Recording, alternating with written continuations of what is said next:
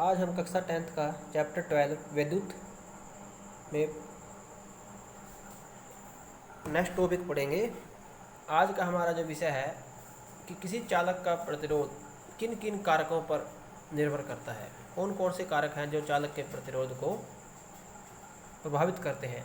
इससे पहले हमने प्रतिरोध के बारे में पढ़ा कि प्रतिरोध किसी चालक का वह गुण है जो विद्युत धारा के प्रभाव का विरोध करता है। यदि किसी चालक का प्रतिरोध अधिक होगा तो विद्युत धारा का प्रभाव उसमें बहुत ही कम होता है। जैसे हम जानते हैं कि जो रबड़ प्लास्टिक होती है उसमें से करंट बिल्कुल पास नहीं होता। इसका मतलब है कि उनका जो प्रतिरोध है वो बहुत अधिक होता है, वो अधिक विद्युत धारा के प्रभाव का विरोध करती हैं। यदि जब किसी तार की लंबाई को दोगुना कर देते हैं तो अमीटर का पाठ्यांक आधा हो जाता है। इसमें आपने ये पॉइंट याद करने हैं कि किसी चालक का प्रतिरोध चालक की लंबाई, पहला पॉइंट है कि चालक की लंबाई के अनुक्रमानुपाती होता है।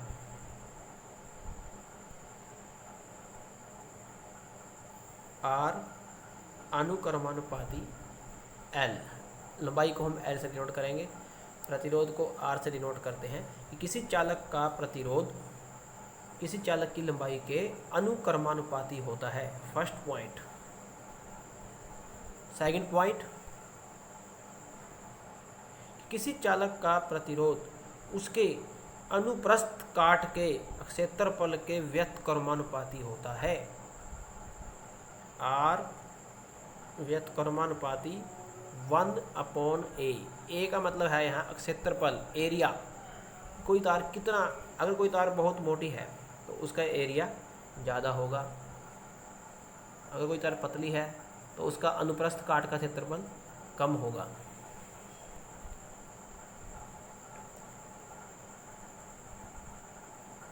इस प्रकार से इन दोनों को अगर हम कंबाइन करते हैं, दोनों रिजल्ट को, पहले और दूसरे रिजल्ट को कंबाइन करेंगे तो हमें मिलेगा R L upon A. R is equal to rho L upon ए।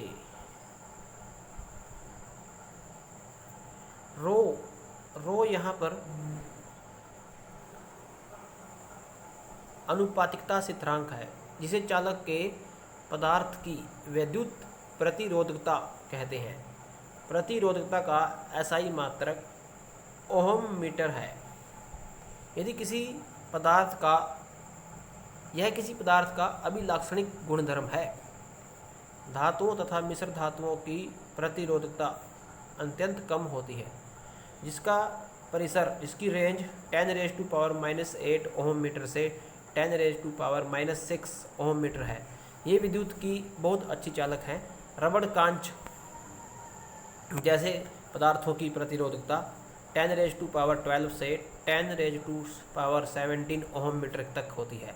किसी पदार्थ का प्रतिरोध तथा प्रतिरोधकता दोनों ही ताप में परिवर्तन के साथ परिवर्तित हो जाते हैं। मिश्र धातुओं का उच्च ताप पर शीघ्र ही अपचयन नहीं होता। यही कारण है कि मिश्र धातुओं का उपयोग विद्युत इस्त्री, टोस्टर आदि में विद्युत तापन युक्तियों के निर्माण के लिए किया जाता है। विद्युत बल्बों में हम देखते हैं कि टंगस्टन, जो विद्युत बल्बों में जो तार होती है बारीक सी, उसमें टंगस्टन की मिश्र धातु का उपयोग किया जाता है, क्योंकि इसका प्रतिरोध बहुत ही अधिक होता है। टंगस्टन की वो उच्च ताप पर भी वो मेल्ट नहीं होती, जबकि कॉपर और एल्युमिनियम का उपयोग विद्युत संचरण के लिए उपयोग होने वाले तारों के निर्माण में किया जाता है। इसी प्रकार हम विभिन्न पदार्थों की प्रतिरोध को पढ़ देते हैं। प्रतिरोधकता जैसे silver 1.60 into 10⁻⁻8, copper, aluminium, tungsten, nickel, iron, chromium, mercury की सबसे ज़्यादा है 94 इंटू 10⁻⁻8। ऐसे ही मिश्र धातुओं की, कॉपर और निकल की मिश्र धातु मैग्नीज, विद्युतरोधी कांच, कठोर, एबोनाइट, डायमंड, कागज।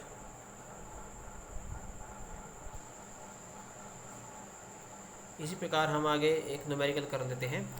जैसे यदि किसी विद्युत बल्ब के तंतु का प्रतिरोध 1200 ओम है और वह बल्ब 220 वोल्ट स्रोत से निकली कितनी विद्युत धारा लेगा। फर्स्ट पॉइंट में हमने फाइंड करना है कि कितना करंट उसमें प्रभावित होगा यदि प्रतिरोध 1200 ओम है और वोल्टेज 220 है। यदि किसी विद्युत हीटर की कुंडली का प्रतिरोध 100 ओम है और वोल्टेज 220 है तो कितना करंट प्रभावित होगा। क्योंकि वोल्टेज को विभवांतर को V से डिनोट करते हैं, तो वोल्टेज है 220 वोल्ट और R है 1200 ओम। तो यहाँ पे करंट का मान होगा, I का मान होगा V/R। तो इसको हम कैलकुलेट कर लेंगे। I = V/R, ये सूत्र लगेगा।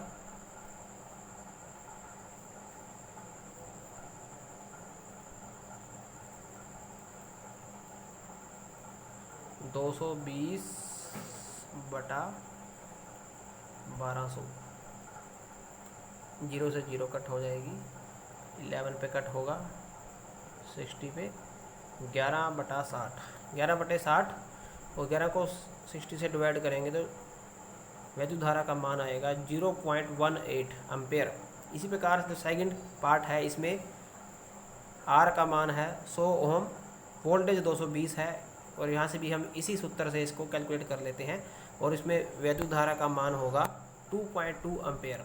220 वोल्टेज दोनों ही केस में, दोनों ही पार्ट में समान है और इन दोनों में से आप वैद्युत धारा का मान देखेंगे कि जिसमें R का मान 1200 ओम था उसमें वैद्युत धारा का मान 0.18 एम्पेयर है और जिसमें R का मान 100 ओम है तो वैद्युत धारा का मान 2.2 एम्पेयर है। यदि R का मान, हमने पहले भी पढ़ा है, यदि R का मान ज़्यादा होगा तो करंट का मान कम होगा और यदि इसमें R का मान सेकंड पार्ट में कम है तो करंट का मान इसमें अधिक आया है। इसी प्रकार हमने नेक्स्ट न्यूमेरिकल भी सॉल्व करना है।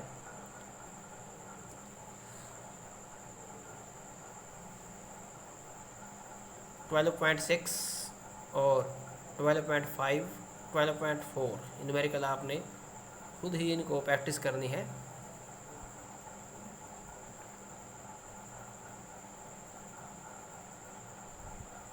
नेक्स्ट जो टॉपिक है वो हम नेक्स्ट वीडियो में पढ़ेंगे,